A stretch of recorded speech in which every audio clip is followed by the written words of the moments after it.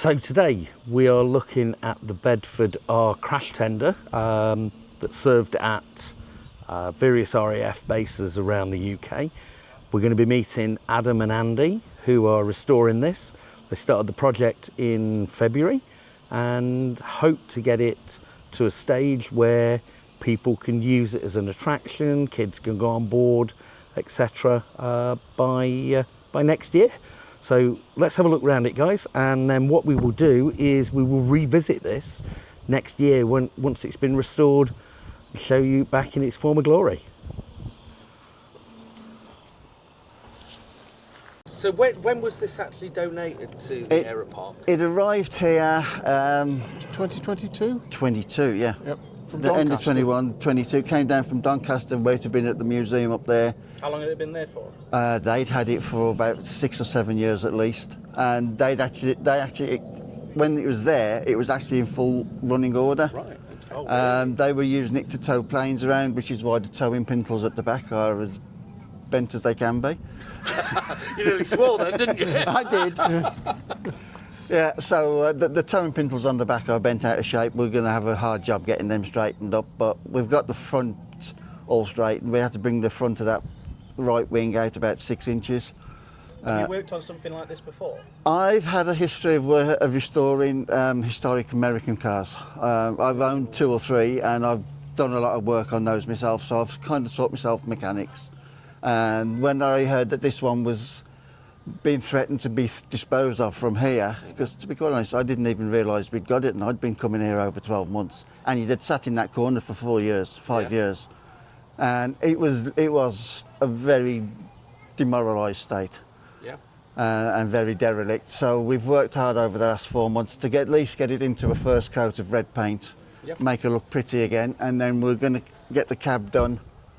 Plan is to get that all the interior redone. I've got the internal panels and all the seats rebuilt already. So we just need to finish the body panels now on the inside. Then we're going to try and turn it into like a kids attraction so that the kids can go in and pretend to be a little fireman for 5 minutes. Excellent. So, well, I would love to say that, but the only way we're going to do that is if we hook up an electric pump somewhere. We don't know what state the water tank's in. Yeah. We haven't really gone into the mechanics of it. We know we've got the Bedford engine running, Yep. which is the one up front, so that's an inline 6-cylinder, 2.5 litre. But sitting in the back is a Jag inline 6-cylinder, which they took out of armoured cars at the time and used for the pumps on these. And that's a 3.4 6-cylinder inline. Unfortunately, that one is in a sorry state and it's seized, but we're hoping that maybe over the next coming years we can take the back off, start pulling the back end apart, get it cleaned up and see what we can do with Excellent. So if we come back in 2 years, this will all be restored and done. So just a little bit about you guys. So how did you end up working here at the Air Park? Well, I came up as a day visitor about 18 months ago. Thought, I like this place, and to be honest, I'd just been made redundant, so I was looking for something to do with my time. I went round a couple of other museums and I didn't get the same vibe at the others as I got here, which was friendly, you can get on with stuff. They're all one big happy family here. We're all volunteers, so none of us pick a salary or any payment up at all. So what's your background, Andy, in work-wise? In work-wise, I'm a self-taught mechanic. Yeah. But my main roles were primarily after leaving school, I was a butcher. Finally got made redundant from that due to mad cow disease, and then I got myself retrained into IT.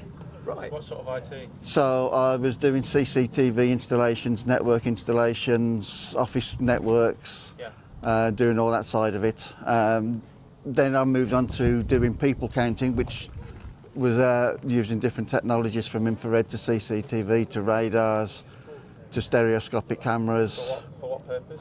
So that basically this was for shopping centres and airports, so they know how many safety, pedestrian visitors, where do they want the where are the high risk areas, where can they up the rents, where can they down the rents.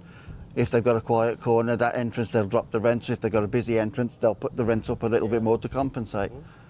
So that's where I came from, and then as I say, I've always had an interest in mechanics. and I took on a couple of three American cars, and I've took them back up to roadworthy condition. Excellent. We need your number and come and film that. I really wish you could, but unfortunately, being made redundant, the last one had to leave. Yeah. No. So give it 12 months when I can finally get some pension money coming in. I may be back on the road Right, with well, one. maybe we'll come back and pay you a visit and do some Well, stuff let us know with if you end up picking one that you end up fixing. Yeah. So you're fixing it. So what's your story, Adam? I've just been coming here for about 18 years. Yeah. I knew about this place when it was on the other side of the airport, but I've been coming here since sort of 2008, and originally it was kind of working on the aircraft, pottering around, and then I thought I'll work on ground equipment because no one else does that. And then, as I say, you got started working on this, and I've just been helping you along. And it's just working on ground equipment and motor transport. It's just because no one else really does it, and we're the guys that are doing it and making them all look pretty. Excellent. So what's your background then, Adam? I've just got a steady 9-to-5 office job. That's it, basically. Steady 9-to-5 office job, yeah. What Just sort of work is it? call centre work. Oh, Yeah. right, Yeah, okay. call centre work. Yeah, it's just And although this is the escape from the This is the escape, from the yeah. rat race. this is the escape. Yeah, it's great. Excellent. Yeah. Excellent. Would it be possible if we could just have a quick look on board? Would that? No, would that be okay? that's Yeah? fine. Yeah. You'll have to come through this way because unfortunately we've got a three-legged fence rail, and we've had to tie them together to hold it up. You want to go on board, and then after that I'll go on and do some filming. Do you want to I go? don't think there's really There's not an awful lot in there to look at. pop the camera in Yeah. there just to To have be honest, you might find it easier from the other side because there is a ramp there that we use as a step, but it doesn't look very pretty from this side, which people can see. Yeah. So yeah, We we. can film it now and then film it in 2 years or whatever.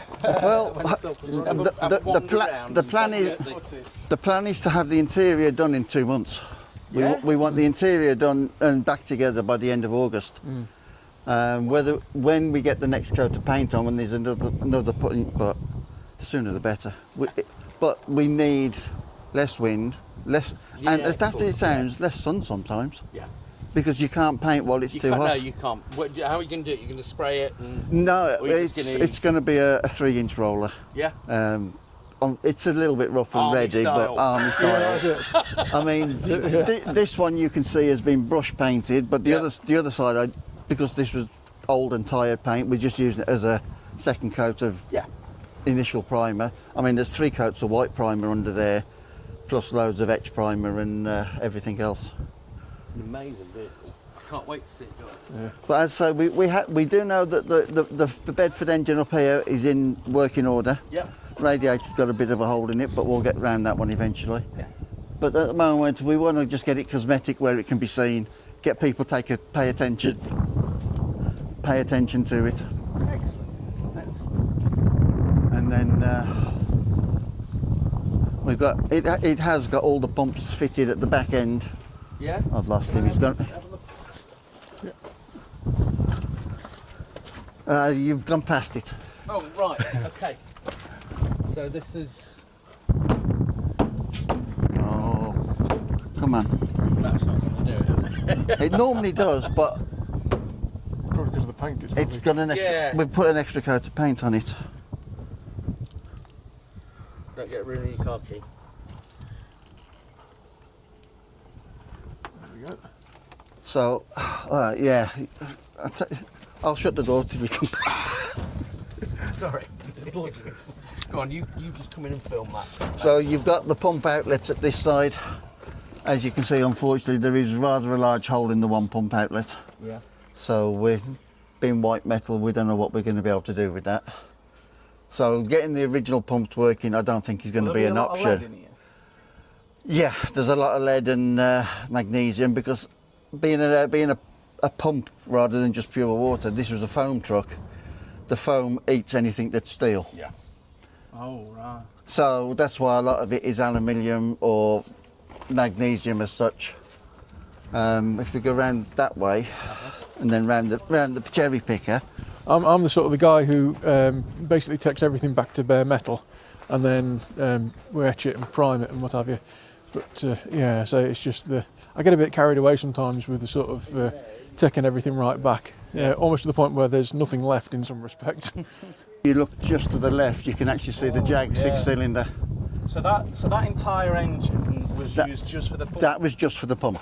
I didn't know they did stuff like that. Yeah, so Is that petrol as well then? yeah, they're both petrol engines. So that's kind of why they tended to run out of fuel very quickly. Yeah, well, when, are they V8? Or? yeah. No, they're inline 6s. Oh, right, okay. So just as bad. They're 2.5. So I think that's a 2.5 there and a 3.2 at the back. So they're quite a busy little engine. That's just our store cupboard. But eventually, the plan is we've got to get the hose on the top. We've got to get the exhaust refitted for that Jag engine, which sits up on the top. We've got all the fittings up there to do. We've got to find a ladder, and then we've got a couple of tyres to replace at some point. Excellent. So what we'll do, we'll come back in a year's time and see this restored to its former glory. As I say, hopefully by the end of August, the cab's going to be back together, and then it becomes a working exhibit. Yeah. Brilliant, yeah. But yeah, we've got a lot of manufacturing to do on it still, but we'll get there. Yeah. Absolutely. As I say, the moment it's purely cosmetic, then we'll get into depth with it, see what we can improve. I'm going to say you don't want me to go too far in depth because there'll be nothing left of it. That is the biggest. It all. That's it. That is the biggest problem. That's it. Yeah, he's reining me in. You're reining me in a bit. Because the foam was so acidic. Wherever it got splashed, it's eaten. Just eating away at Yeah. everything, The only panels that survived is the aluminium. But we'll get there and we'll make it look pretty. Look forward to seeing Thanks it. very much. Very much. Thank you for your time. Thanks a lot. I really do appreciate it. And this, You're welcome.